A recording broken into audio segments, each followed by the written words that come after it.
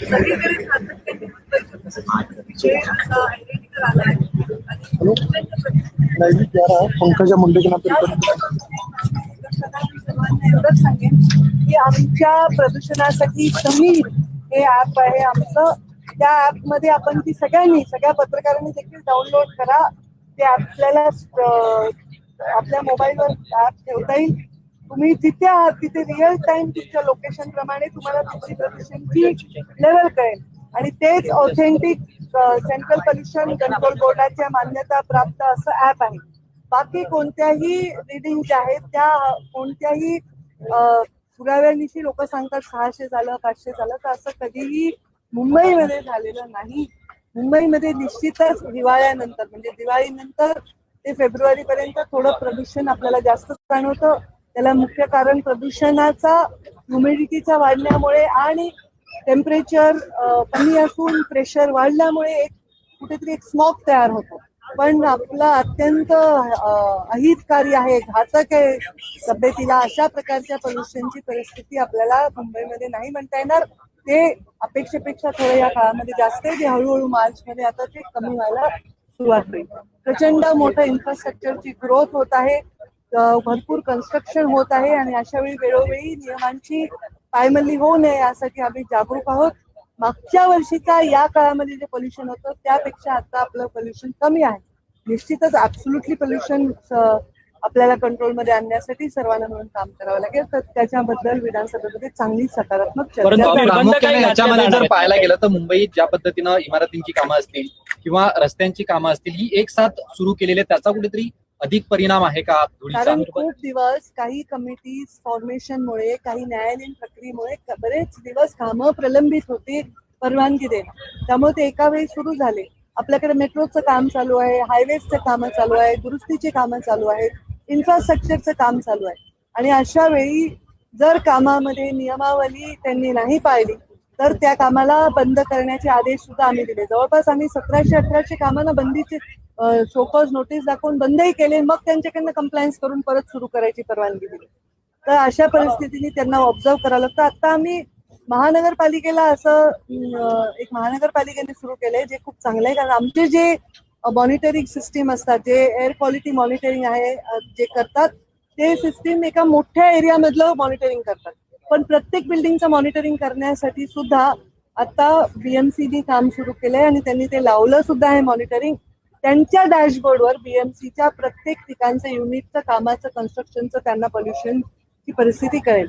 ह्याच्यामध्ये जास्तीत जास्त ह्युमन इंटरफरन्स न करता AI वापरून क्वालिटी कशी मेंटेन करता येईल आणि खरे रिपोर्ट कसे येतील याच्याकडे आमचा कल आहे. आमचं आता ऑथेंटिक सॉफ्टवेअर आहे, आमचं तुम्ही सगळ्यांनी डाउनलोड करा. तर त्या सॉफ्टवेअरला मी माझ्या ट्विटरवर माहिती देते आणि तिथे तुम्हाला पोल्युशन खरं काय कळेल. कोणी म्हणते आज 320 आहे, पण माझ्या सॉफ्टवेअरवर काय दाखवते ते ऑथेंटिक आहे.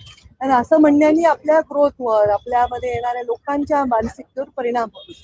आज आमदारांनी सकारात्मक चर्चा केली आहे आणि त्याला सकारात्मक उत्तर दिली. पण मुंबई महानगरपालिकेच्या हद्दीत येणारी अनेक रस्त्यांची कामं सुरू आहेत सध्या, परंतु अनेक रस्त्यांची कामं जी आहेत ती विना परवानगी देखील काढली जाते, तिथचे रस्ते खोदले जातात. यापूर्वी देखील मनसेच्या संदीप देशपांडेंनी या सगळ्या संदर्भात आरोप सुद्धा केलेले होते की कोणत्या तरी कंपनीला आपल्या वायर टाकण्याकरता. बीएमसीचा विषय मला आपण विचारू, हा विषयच माझा नाही. राज्यसभेच्या बाबतीत प्रीतम मुंडेंचं नाव चर्चेत आहे. पुन्हा एकदा संधी त्यांना दिली जाऊ शकते का? राज्यसभेच्या बाबतीत अनेक नावं चर्चेत आहेत, तर त्यामधलं एक नाव प्रीतम मुंडे यांचं आहे. कारण त्या खासदार होत्या 10 वर्ष आणि यावेळी पक्षाच्या आदेशानुसार मला त्यांनी लोकसभा लढवली होती आणि नॅचरली प्रीतमताईंनी उपाध्यक्ष म्हणून प्रदेशाचं काम केलंय, खासदार म्हणून केलंय. त्याचबरोबर अनेक नावं आणखी पण चर्चेत आहेत. तर आता बाकी निर्णय आमचे सर्व नेते करतील आणि ते निर्णय योग्य करतील अशी आमची अपेक्षा आहे. असं म्हणतायत की प्रदूषण मागच्या काही वर्षांमध्ये वाढलं आहे. तुम्ही जे म्हणताय ऍपनुसार मग तुम्ही माहिती घेतली त्यानुसार फोन करतो त्या खरंच त्यांच्या मोबाईलवर खरंच वाढलंय असं म्हणतोय. आता एक परिस्थिती अशी असते आपल्याकडे, जेव्हा दिवाळी होते, दिवाळीनंतर ते जानेवारीपर्यंत प्रदूषण थोडंसं जास्त येतं, एअर पोल्युशन. त्याचं कारण असतं वातावरणात थंडी असते आणि जे प्रदूषण होतं ते आपल्याकडे समुद्रामध्ये जर कमी दाबाचा पट्टा असेल तर ते निघून जातं. पण समुद्रामध्ये हाय प्रेशर सुरू झालं तर ते प्रदूषण इकडेच रेंगाळतं आणि ह्युमिडिटी असल्यामुळे आणि थंडी असल्यामुळे ते हवेच्या मध्य लेवलला येऊन स्थिर होतं, म्हणून ते दिसायला आपल्याला दिसतं की क्लॅरिटी नाही. पण जर तुम्ही मेजर केलं तर ते काही म्हणजे माणसाला हानिकारक त्या कॅटेगरीत जात नाही बऱ्याच अंशी. काही काही एरियामध्ये जातं, पण मी नाही म्हणणार नाही, कारण प्रदूषण हा विषय असा नाही की आपण जादूची कांडी फिरवली आणि कमी होईल. ते सगळ्यांनी मिळून करायचा विषय आहे आणि वेगवेगळं आहे, जसं ट्रान्सपोर्टेशन आहे, कन्स्ट्रक्शन आहे, इन्फ्रास्ट्रक्चर आहे, या सगळ्या वॉटर पोल्युशन आहे, या सगळ्या गोष्टींना वेगवेगळ्या पद्धतीने हाताळायचं आणि त्याच्यामध्ये आम्ही फक्त विसल ब्लोअरचं काम करतो, बाकी कामं हे लोकल बॉडीज करतात. जसं BMC आहे, अर्बन डेव्हलपमेंट आहे, रुरल डेव्हलपमेंट आहे, परिवहन आहे, असं हे सगळ्यांनी मिळून करायचं विषय. ताई, मुंबईतलं प्रदूषण पाहता आदित्य ठाकरेंनी पालिकेचे जे आयुक्त आहेत त्यांच्याकडे पण एक मागणी केलेली आहे की हे प्रदूषण वाढत असल्यामुळे जे तत्काळ जी कामं सुरू आहेत त्यांना स्थगिती देण्यात यावी. आम्ही अनेक कामांना स्थगिती दिली आहे. ज्यांनी कामाची नियमावली नाही पाळली, म्हणजे प्रदूषण का होतं, कामं होतात म्हणून नाही होत, तर कामाला नियम नाही पाळत. एकदा मी स्वतःच कोस्टल हायवेला नोटीस देऊन बंद पाडलं होतं, कारण त्यांचं उघड्यावर होतं ते सिमेंट आणि ते उडत होतं. तर त्यांनी त्याच्यावर वॉटर स्प्रे केला पाहिजे, कव्हर केलं पाहिजे, हे सगळं अपेक्षित आहे. त्यामुळे आपण जिथे नियमाची पायमल्ली होते तिथे आपण नोटीस देऊन काम बंद पाडतो. ते नियमाचं कंपायलेशन करून ते नियम करायला सुरुवात केली की आम्ही त्याला परवानगी देतो. यही सवाल है कि मुंबई की एयर क्वालिटी को लेकर सभी खासकर MLA है वो छूटा जाएगा, लेकिन हम मुंबई और ये मेमार रीजन की बात करें तो वहाँ पे भी काफी कंस्ट्रक्शन बड़े पैमाने पर, ऐसे में कुछ लोग आपने नोटिस भेजा, कंप्लायंस किया नहीं किया, और क्या करना है डिपार्टमेंट? देखिए, डिपार्टमेंट हमारा विसल ब्लोअर का काम करता है. हम लोग पोल्यूशन हो तो उसको काम शो कॉज नोटिस भेजते हैं, उनको पनिश करते हैं या उनको हम दंड देते हैं. पर इसमें सिर्फ हम नहीं करते, इसमें BMC है, इसमें अलग अलग विभागों के भी विषय आते हैं.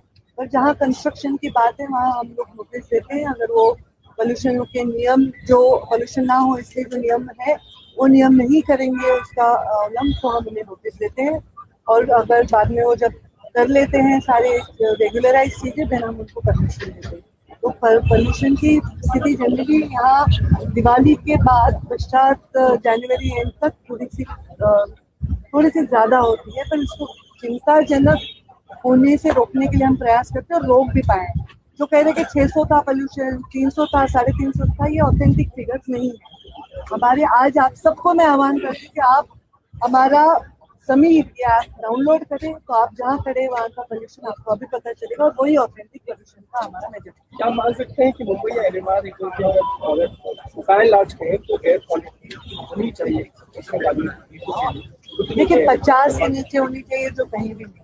50 और 100 के बीच में अच्छी है, 100 से 200 के बीच में मॉडरेट. तो हम मॉडरेट को बहुत बार क्रॉस नहीं करते हैं.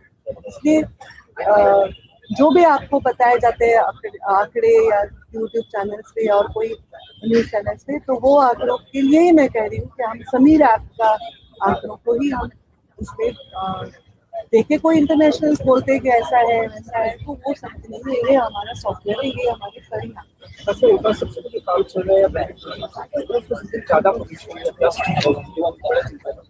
चिंता लेकर आपने कार्रवाई? देखिए, जब कोई इंडस्ट्री आती है तो रोजगार आता है, वहाँ की आर्थिक ताकत बढ़ती है और पोल्यूशन कम से भी आती है. जैसे कोई बिल्डिंग्स बन रही है तो कोई बिल्डिंग सिर्फ अभी ये जो पोल्यूशन का विषय उठा वो तो सरकारी बिल्डिंग बन रही है, तो बिल्डिंग बन रही है तो इंफ्रास्ट्रक्चर डेवलप हो रहा है, तो इसको तो हम रोक नहीं सकते. पर उसमें अगर वो नियमों से करें तो हम पोल्यूशन को बहुत हद तक रोक सकते हैं. और हम इस बार बहुत अच्छे से रोक रहे हैं. पिछले साल से इस महीने में तो अच्छे से रोक पाए. आखिर से हमने और BMC 1100 से ऊपर 1180 से ऊपर लोगों को सुपर नोटिस भी भेजा है. फिर उनसे सारे नियमों का पालन करके एक सवाल था. मुख्यमंत्री देवेंद्र फडणवीस ने लिखित रूप में विधानसभा में जानकारी दी है कि महाराष्ट्र में 2 साल में 1,17,000 के करीब महिलाएं और बच्चियां लापता थी, जिनमें से 86,000 के करीब दोबारा रेस्क्यू की गई है, लेकिन 31,000 से ज्यादा अभी महिलाएं लापता है. क्या लगता है अभी महिलाएं? देखिए, जब खुद गृह मंत्री और मुख्यमंत्री बोल रहे हैं तो उसमें मुझे कुछ अलग लगने की आवश्यकता नहीं. उन्होंने जो कहा है ऑथेंटिक गृह विभाग की आंकड़े हैं और उसमें उन्होंने ये दिखाया कि कितने लोगों को वो फिर से ला पाए। तो मैं उसको देखती हूँ कि वो जो रेट है वो सक्सेस है और उसके बारे में पुलिस अच्छे से कार्रवाई करके बचे हुए लोगों को भी लाए। लापता का कोई अपने विष से गए हुए हैं, कोई खोए हुए हैं, कोई और नहीं मिल रहे, उसके अलग अलग सबके कारण है। तो इसमें मुझे लगता है मुख्यमंत्री जी ने जो कहा है उसके ऊपर मुझे कुछ अलग से मैडम कहने की लेकिन आवश्यकता राजनीति करता नजर आ रहा है कि महिलाएं मिसिंग है और कुछ रिकवरी नहीं हो पाती, पता नहीं जाता, लॉ एंड ऑर्डर बहुत बड़ा विषय महिलाओं के बारे में। क्योंकि विपक्ष अपना विषय रखता है और उसको बहुत अच्छे से आंकड़ों के साथ हमारे मुख्यमंत्री जवाब दे रहे हैं। तो हर चीज में एक मुद्दा रखना उनका हक है और उस मुद्दे को सही करना हमारा कर्तव्य है, उसको हम अच्छे से करना है। मॅडम एक प्रश्न, लोटेमध्ये एक इटलीची प्रदूषणकारी कंपनी येण्यामुळे काही लोक आंदोलन करत आहेत, तर त्याच्यावरती राज्य सरकार काही करणार, कारण ती कंपनी त्यावेळेला आंदोलनाला बसले, उपोषणाला सुद्धा बसले तिकडचे ग्रामस्थ मंडळी.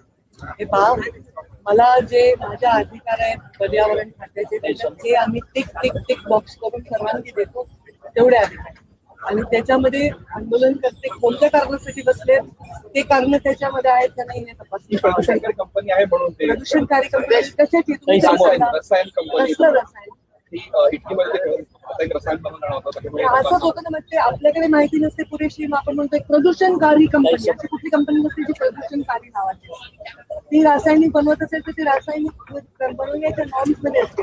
जर प्रदूषण करणारी कंपनी असेल तर ते रेड झोन मध्ये जाते, त्या कोणत्या सिव्हिलाइज अशा एरियामध्ये त्यांना परवानगी दिली जाते. तरी मी तपासलं कारण तुम्ही स्पेसिफिक विचारलं पाहिजे, आता माझ्याकडे माहिती नाही. काही मुंबई पाठोपाठ पुण्यात देखील मोठ्या प्रमाणात वायू प्रदूषण होत आहे. पुण्यात देखील हवेमध्ये मोठ्या प्रमाणात हे पहा, आपल्याकडे डिफॉरेस्टेशनमुळे, झाडी कमी झाल्यामुळे, आपल्याकडे अर्बनायझेशनमुळे हे विषय आपल्यासाठी आयुष्यामध्ये येणारे विषय आलेले आहेत. हे चॅलेंजिंग विषय आणि ह्याला कमी करायचं असेल तर कार्बन कमी केलं पाहिजे, झाडी वाढवली पाहिजे. धुराळा कमी करण्यासाठी नगरपालिकांनी वेगवेगळे प्रयोजन केले पाहिजे आणि हे सगळे लोकल बॉडीजनी करण्याचे विषय आहेत. नाही केले तर आम्ही नोटीस देतो. तज्ञ लोक काही